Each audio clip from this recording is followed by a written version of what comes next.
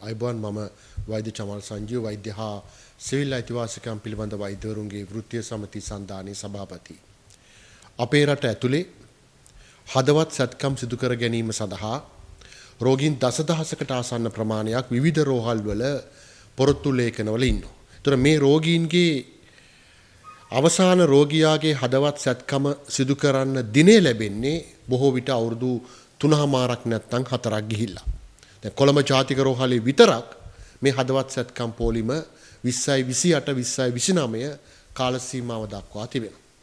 ඒතර අපේ රටේ පෞද්ගලික අංශයේ රෝහලක හදවත් සැත්කමක් සිදු කර ගන්නව නම් අඩුම ගානේ රුපියල් මිලියන 2කට ආසන්න මුදලක් පුද්ගලිකව වැය කරන්න රෝගියා සහ රෝගියාගේ ඥාතීන්ට සිදු වෙනවා. ඒතර මේ වගේ තත්ත්වයක් යටතේ අපේ රටේ රෝගීන්ට රාජ්‍ය අංශයෙන් හෝ අදාළ මුදල් ගෙවලා අර්ධ රාජ්‍ය රෝහලක් විදියට පහසුකම ලබා ගන්න තිබිච්ච ප්‍රධාන ස්ථානයක් තමයි ශ්‍රී ජයවර්ධනපුර මහ රෝහල. හැබැයි අවාසනාව දැන් ශ්‍රී ජයවර්ධනපුර මහ රෝහලේ මේ හදවත් සැත්කම් සිදු කිරීම දැන් සති කිහිපයක සිට නතර වෙලා තිබෙනවා.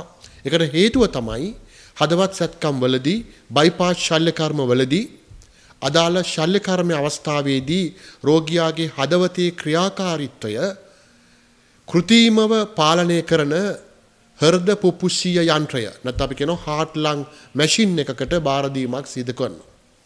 එතකොට මේ හදවත් ක්‍රියාකාරීත්වය බාර ගන්න කටයුතු කරන කෘතිම යන්ත්‍රයේ ක්‍රියාකාරීත්වය සම්බන්ධයෙන් විශේෂයෙන් පුහුණු වීමක් ලැබපු තාක්ෂණික ශිල්පීන් සිටිනවා.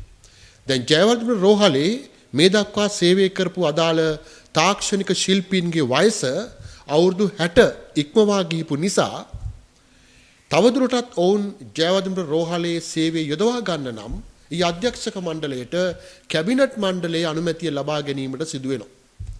දැන්ටමත් ලැබෙන තොරතුරු අනුව මෙම වයස අවුරුදු 60 ඉක්ම වූ අදාළ තාක්ෂණික ශිල්පීන්ට මීට පෙරත් යම් සේවා දිගුවක් ලබා දීපු නිසා මෙවර කැබිනට් මණ්ඩලයේ අනුමැතිය ලැබෙන තුරු බලා සිටවන්න දැන් අධ්‍යක්ෂක මණ්ඩලයට සිදු වෙලා තිබෙනවා. ඒතර මේ හේතුව මත ජයවර්ධනපුර රෝහලේ සේවය කරන හෘද ශල්‍ය විශේෂඥ වෛද්‍යවරු తాවකාලිකව මේ වගේ හදවත් සැත්කම් සිදු කිරීම අත්හිටු බව තමයි රෝගීන්ගෙන් ලැබෙන පැමිණිලිවල සඳහන් වෙන්නේ. ඒතර මේකේ ප්‍රතිඵලයක් විදියට රෝහලේ ශල්‍ය කර්ම බලාපොරොත්තුවෙන් සිටින රෝගීන්ට දැඩි අසාධාරණයක් සහ ඔවුන්ගේ රෝගී ජීවිත අනතුරටපත් වීමේ අවධානමක් පවතිනවා.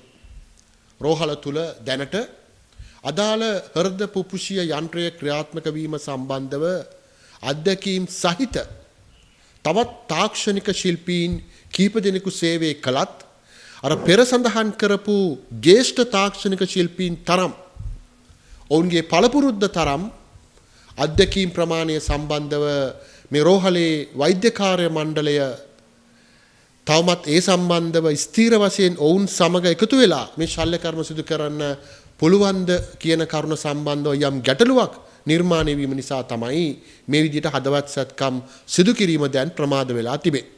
ඒ නිසා මේ හදවත් සැත්කම් පොලිම නතර කිරීම සඳහා ජයවර්ධන රෝහලේ ශල්‍ය කර්ම බලාපොරොත්තු වන රෝගීන්ට කඩිනමින් අදාළ ශල්‍ය කර්ම සිදු කරවා ගැනීම සඳහා අවශ්‍ය කරන පහසුකම් සපයලා මේ ඇතුළා තිබෙන ව්‍යාකූල තත්ත්වය निराකරණය කිරීම රෝහලේ අධ්‍යක්ෂක මණ්ඩලයේ සහ සෞඛ්‍ය අමාත්‍යාංශයේ වගකීමක්. ඒ වගේම තමයි අපි දන්නවා දැන් ජයවර්ධනපුර රෝහලේ ස්නායු ශල්‍ය කර්ම සිදු කිරීම වසරක පමණ කාල සීමාවක සිට ආසන්න වශයෙන් නතර වෙලා තිබෙනවා.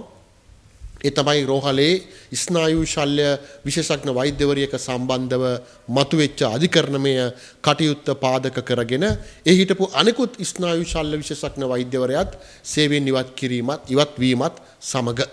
ඒතර දැන් මේ වන විට රෝහලේ ස්නායු ශල්‍ය කර්ම සිදු කිරීම ආසන්න වශයෙන් වසරක පමණ කාල සීමාවක සිට නතර වෙලා තිබෙනවා. ඒතර මේ විදියට රෝහලේ හදවත් සැත්කම් ස්නායු ශල්‍ය සැත්කම් නතර වීම නිසා එක පැත්තකින් මේ ශල්‍ය කර්ම බලාපොරොත්තුෙන් සිටින රෝගීන්ට රෝගී සත්කාරක ලබා ගැනීමේ බාධාවක් මතුවෙනවා.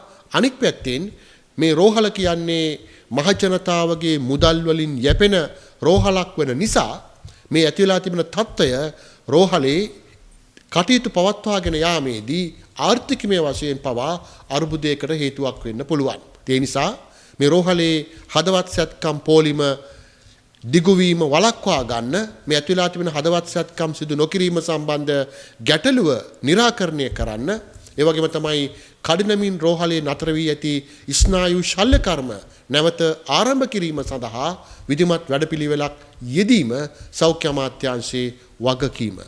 ස්තුතියි.